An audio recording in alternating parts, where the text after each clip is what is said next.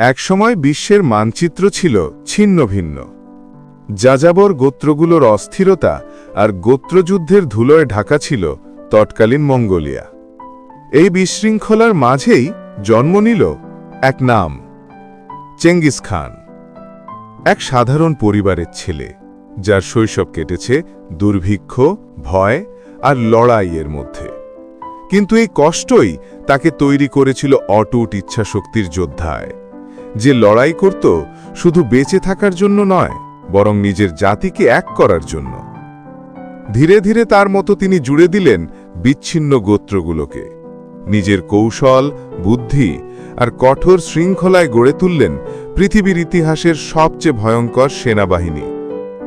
ঘোড়ার পিঠে ছুটে চলা সেই সেনারা দ্রুততা, রণনীতি আর মানসিক যুদ্ধের কৌশলে ছিল অজেয়। শত্রুরা ভাবত এরা ঝড়, আর সেই ঝড়ের নাম চেঙ্গিস। তিনি শুধু সাম্রাজ্য বিস্তার করেননি, পূর্ব থেকে পশ্চিম পর্যন্ত গড়ে তুলেছিলেন একটি বিশাল যোগাযোগ নেটওয়ার্ক, যা তখনকার যুগে অকল্পনীয় ছিল।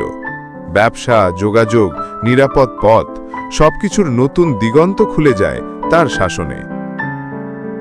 কিন্তু তার বিজয়ের পথ ছিল নির্মম। ধ্বংসযজ্ঞ, যুদ্ধ আর রক্তপাত ছিল তার সাম্রাজ্য বিস্তারের অনিবার্য অংশ। তার নেতৃত্বে পৃথিবীর জনসংখ্যার এক বিশাল অংশ ইতিহাস থেকে মুছে যায়। আজ শতাব্দী পেরিয়ে তিনি রয়ে গেছেন বিতর্কের কেন্দ্রবিন্দুতে। কারো কাছে তিনি নির্মম বিজেতা, কারো কাছে তিনি দূরদর্শী রাষ্ট্র গঠনকারী। কিন্তু এক সত্য অস্বীকার করা যায় না, তিনি ছিলেন ইতিহাসের সবচেয়ে সফল সেনাপতিদের একজন।